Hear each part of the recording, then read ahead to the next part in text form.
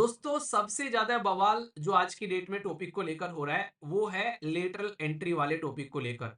Lateral entry का जो notification था वो यूपीएससी को बोला गया कि उस एडवर्टीजमेंट को कैंसिल कर दे जिसमें 45 पोस्ट पर लेटरल एंट्री करने की बात यहां पर की गई थी यूनियन गवर्नमेंट के अंदर में। तो यहां पर इसमें कोई भी रिजर्वेशन की पॉलिसी फॉलो नहीं की जा रही है। तो इसीलिए लेटरल एंट्री जो है उन क्वालिफाइड पर्सन के लिए जो कि अपने फील्ड में स्पेशलिस्ट या फिर बोलूं तो महारथी होते हैं, उनको इस पोस्ट पर लाने की बात यहां पर की गई थी। तो इसके चलते यहां पर ना तो तुमको प्रीलिम्स देना है, ना तुमको मेंस देना है, ना तुमको इंटरव्यू देना है, तुमको डायरेक्टली उस पोस्ट पर यहां पर पहुंचा देंगे। दोस्तों सबसे ज्यादा बवाल जो आज की डेट में टॉपिक को लेकर हो रहा है वो है लेटरल एंट्री वाले टॉपिक को लेकर। अपोजिशन ने यहां पर ऐसा प्रेशर डाला सरकार के ऊपर में कि आज के डेट में खुद प्राइम मिनिस्टर मोदी साहब को इसके अंदर में इंटरवीन करना पड़ गया, यानी कि उनको आकर बोलना पड़ गया। लेटरल एंट्री का जो नोटिफिकेशन था वो यूपीएससी को बोला गया कि उस एडवर्टीजमेंट को कैंसिल कर दे जिसमें 45 पोस्ट पर लेटरल एंट्री करने की बात यहां पर की गई थी। हर एक न्यूज़पेपर के द्वारा ये आर्टिकल कवर किया गया। साथ ही साथ में आप लोगों को 3 आर्टिकल यहां पर देखने को मिलेंगे जो द हिंदू न्यूज़पेपर के द्वारा छापे गए इस अकेले टॉपिक को लेकर। तो आज इस टॉपिक का समापन करेंगे बहुत ही शानदार तरीके से, ताकि आगे से इसको लेकर कोई भी कंफ्यूजन आप लोगों के मन में न रहे। क्योंकि यहां पर ये पर्टिकुलर नोटिफिकेशन जो था ये इसीलिए लेकर आया गया था ताकि लेटरल एंट्री जो है उसके थ्रू यहां पर रिक्रूटमेंट जो है वो कंप्लीट किया जा सके। पर लेकिन जैसे ही UPSC union public service commission ये नोटिफिकेशन पब्लिक में रखती है तो इसको लेकर बवाल हो जाता है कि आईएएस की पोस्ट का प्राइवेटाइजेशन किया जा रहा है, यानी कि आईएएस की पोस्ट जो है उसमें डायरेक्ट एंट्री यहां पर की जा रही है। तो इसको लेकर जो अपोजिशन है उन्होंने सरकार को घेरना स्टार्ट कर दिया और यहां पर अब सरकार के ऊपर में ये इस लेवल का प्रेशर बना कि उन्होंने ये नोटिफिकेशन जो है ये वापस ले लिया। तो ये जो पर्टिकुलर नोटिफिकेशन है इसको लेकर यहां पर अभी रिसेंटली जब प्राइम मिनिस्टर मोदी साहब के द्वारा बोला गया कि उन्होंने यूपीएससी से रिक्वेस्ट की है, यानी कि सेंटर ने यूपीएससी से रिक्वेस्ट की है, और जो शब्द सेंटर यहां पर लिखा हुआ है खुद प्राइम मिनिस्टर मोदी साहब के द्वारा यहां पर इस मुहिम को आगे लेकर चला गया है कि भाई यूपीएससी को बोला गया कि आप लोग ये जो प्रोसीजर था इसको कैंसिल कर दें, यानी कि लेटरल एंट्री में जो रिक्रूटमेंट हो रहा है यहाँ पर इसमें जो खासकर सीनियर पोस्ट पर जो लोग यहां पर पहुंच रहे हैं, ज्वाइंट सेक्रेटरी और डायरेक्टरेट की जो एंट्री डायरेक्टली मिल रही है यूनियन गवर्नमेंट के अंदर में, तो यहां पर इसमें कोई भी रिजर्वेशन की पॉलिसी फॉलो नहीं की जा रही है। तो प्राइम मिनिस्टर मोदी साहब के द्वारा खुद बोला गया कि रीजन क्या है इसके लिए कैंसिलेशन करने का, कि इसके अंदर में एब्सेंट है रिजर्वेशन की जो पॉलिसी होती है जिसमें यहां पर प्रॉपर रिजर्वेशन की पॉलिसी फॉलो की जाती है कि अगर कोई भी पोस्ट निकलती है हमारे देश के अंदर में रिक्रूटमेंट के लिए तो उसमें यहां पर यह पता होता है कि इतनी पोस्ट एससी की है, इतनी एसटी की है और इतनी ओबीसी की है। पर जो 45 पोस्ट यहां पर आई थी उसमें ऐसा कहीं भी नहीं लिखा था कि कौन सी एससी की है, कौन सी एसटी की है और कौन सी ओबीसी की है।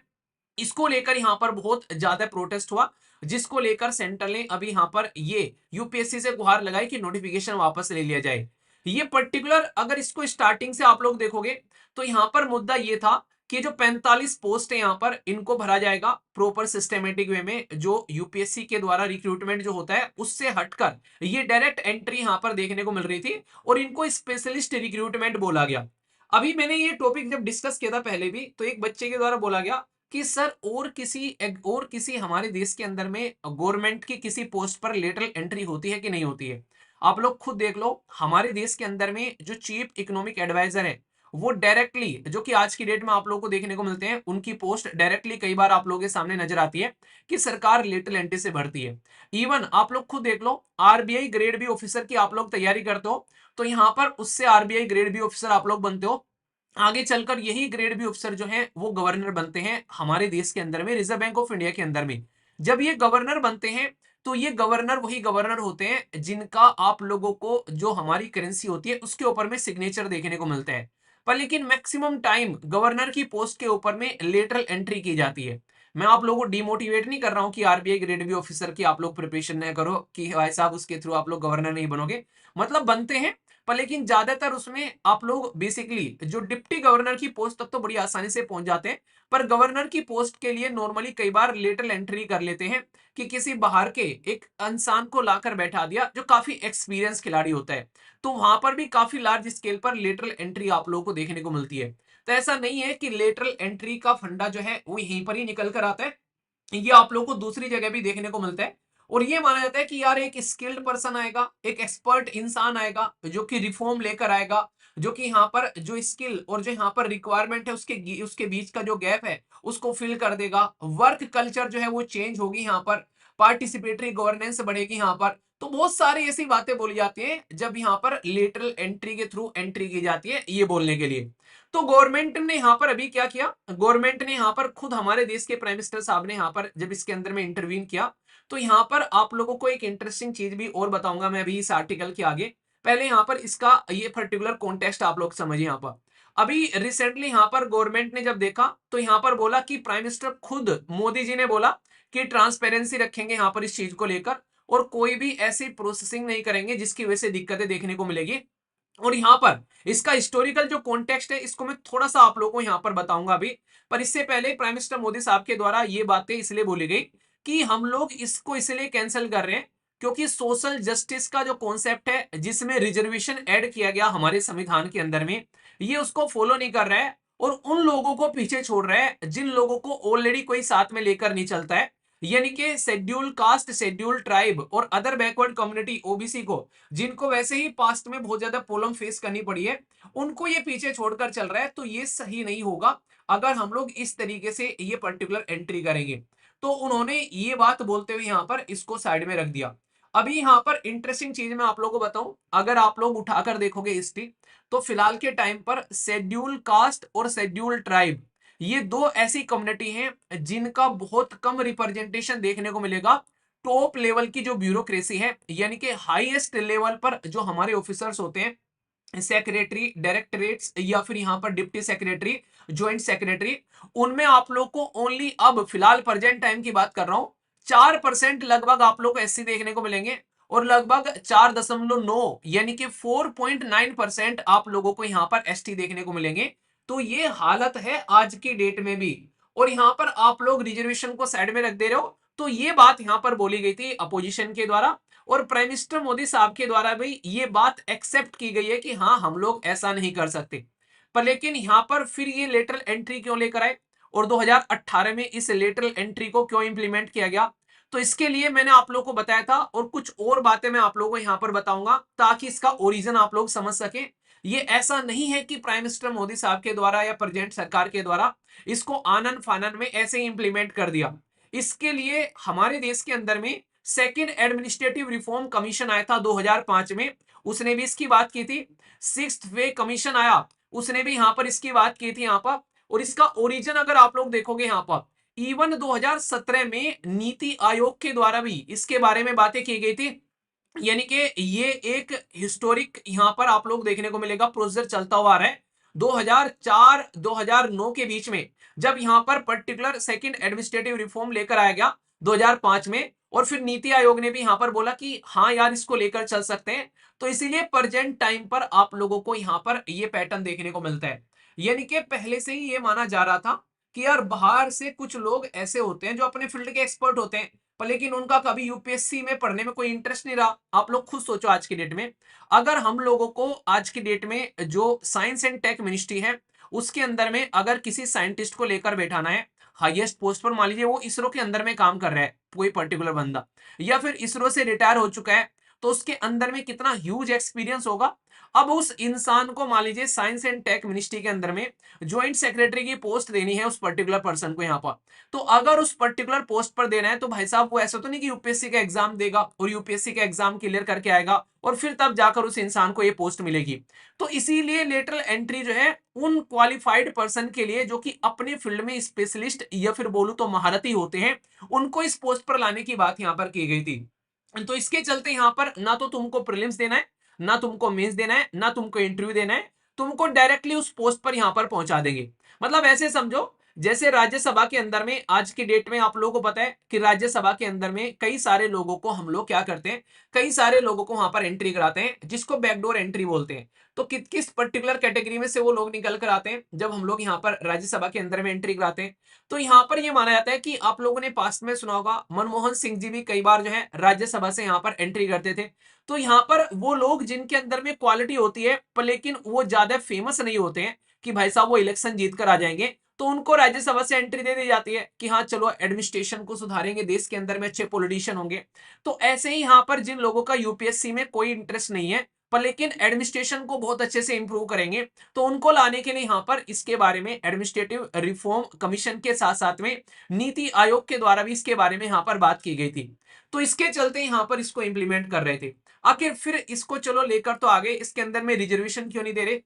तो इसके लिए एक छोटी सी इंफॉर्मेशन आप लोग यहाँ पर याद रखिएगा जिसके बारे में आप लोगों से क्वेश्चन भी पूछा सकता है, वो मैं अभी आगे भी उसके बारे में बात करूंगा। नीति आयोग ने रिकमेंड किया था 3 ईयर एक्शन प्लान की रिकमेंडेशन करके देखते हैं कि स्पेशलाइज्ड नॉलेज और स्किल के पर्सन को यहाँ पर इसके अंदर में लेकर आते हैं कि एक्सटर्नल टैलेंट को गवर्नमेंट के अंदर में हम लोग ला सके, ताकि स्पेशलाइज्ड नॉलेज के पर्सन आएंगे तो जो ग्राउंड लेवल पर जो स्कीम होंगी, जो पॉलिसीज होंगी, उनको हम लोग इंप्रूव कर पाएंगे और बहुत ज्यादा फायदा यहाँ पर देखने को मिलेगा। तो ये बातें यहाँ पर बोली गई। तो इसको लेकर अगर मैं इंटरेस्टिंग चीज है आप लोगों को बताऊं, क्यों आखिर गवर्नमेंट इसके अंदर में रिजर्वेशन नहीं ला रही थी। तो गवर्नमेंट रिजर्वेशन इसलिए नहीं लेकर आ रही थी क्योंकि इसको 13 पॉइंट रोस्टर पॉलिसी के बारे में आप लोग याद रखिएगा, ये सुप्रीम कोर्ट का एक जजमेंट है। सुप्रीम कोर्ट का रिजर्वेशन लेटरल एंट्री को क्यों एक्सक्लूड किया जा रहा था, तो 13 पॉइंट रोस्टर पॉइंट के बारे में यहां पर बात की जा रही है पॉलिसी को लेकर, उसको आप लोग याद रखना। सुप्रीम कोर्ट ने एक जजमेंट में यहां पर बोला था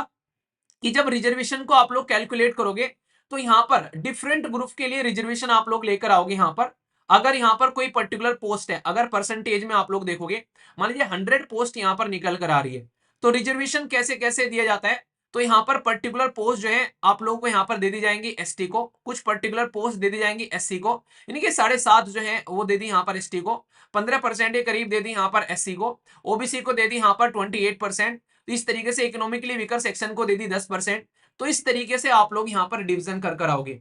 पर लेकिन इस यहाँ पर एक छोटी सी बात बोली गई है जो पर्टिकुलर ये आता है जो यहाँ पर सुप्रीम कोर्ट का जजमेंट, इसमें ये बोला गया कि अगर कोई यहाँ पर पोस्ट होगी जो कि सिंगल पोस्ट होगी, अगर यहाँ पर कोई, तो सिंगल पोस्ट के लिए रिजर्वेशन जो है वो अप्लाई नहीं किया जाएगा। यानी कि सिंगल पोस्ट निकल कर आएगी, वहां पर क्या क्या रिजर्वेशन निकाल कर लेकर आओगे यहाँ पर। तो इसके चलते यहाँ पर सरकार जो है यहाँ पर ये जो पर्टिकुलर पोस्ट है, इस पर्टिकुलर पोस्ट ग्रुप को एक सिंगल पोस्ट ग्रुप के कैटेगरी में डिफाइन कर कर प्रेजेंट करती है कि भाई इसके लिए हम लोग पर्टिकुलरली लेकर आ रहे हैं, तो इस पे रिजर्वेशन की पॉलिसी हम लोग फॉलो नहीं करेंगे।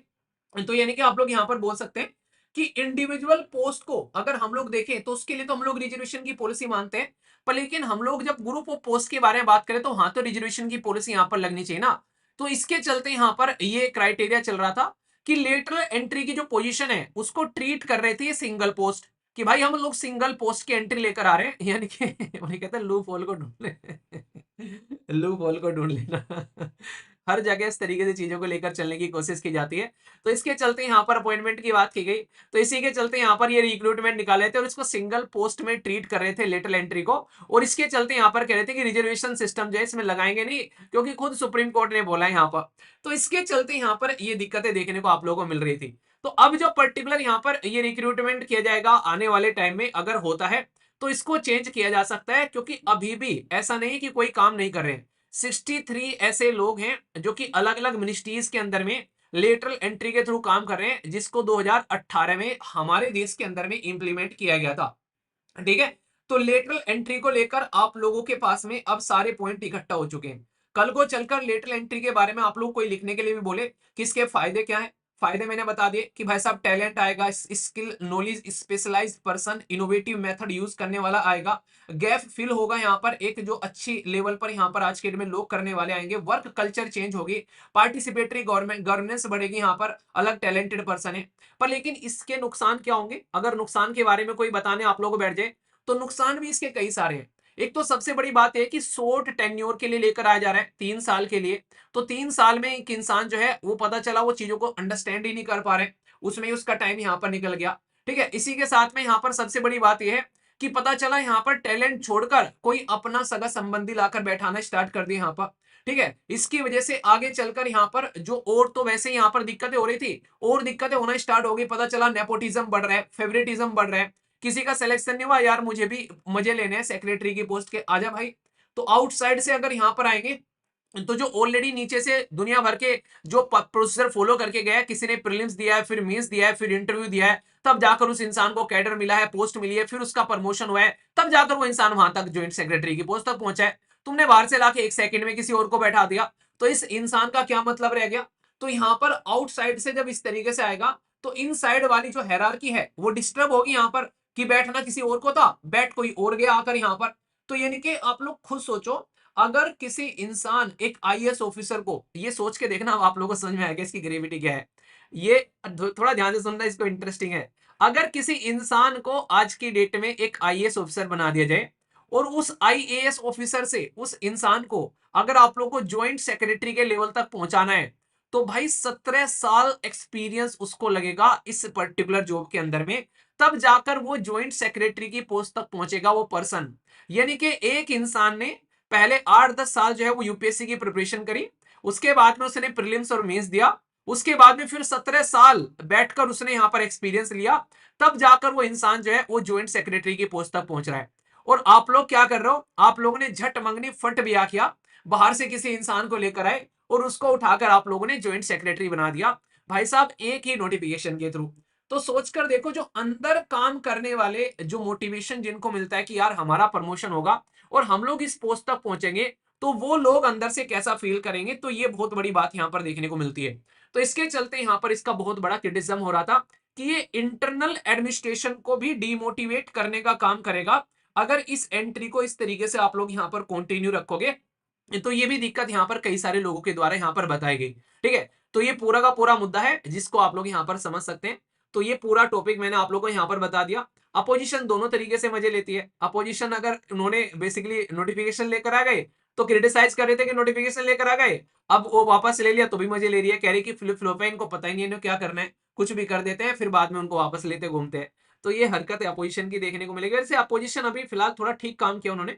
कि आवाज उठाई जा रही है स्टूडेंट्स के लिए भी और इस तरीके के जो मुद्दे देखने को मिल रहे हैं, तो इसमें अप्रिशिएट करने लायक है कि हाँ सही डिसीजन होंगे आने वाले टाइम में हमारे देश के अंदर में। तो ये बातें आप लोग बोल सकते हैं। तो बहुत ही इंपॉर्टेंट टॉपिक था ये। अभी फिलहाल अगर इसके बारे में आगे कोई पोस्ट आएंगी तो उसमें पता चलेगा कि कैसे कैसे रिक्रूटमेंट हो रहा है, पर फिलहाल के टाइम पर इसके बारे में ये सारी चीजें मैंने आप लोगों को कवर करा दी। जितना भी था आज इसका स्वाहा हो गया इस पर्टिकुलर टॉपिक का। तो अब कोई भी डाउट इसको लेकर आप लोगों के मन में नहीं होना चाहिए, फिर भी होगा तो कमेंट बॉक्स में बताना, उसको आने वाले टाइम में दूर किया जाएगा। ठीक है, और अपना भी राय देना आप लोगों को क्या लगा इसके बारे में। और इसके ऊपर में मैं क्वेश्चन भी दूंगा लिखने के लिए,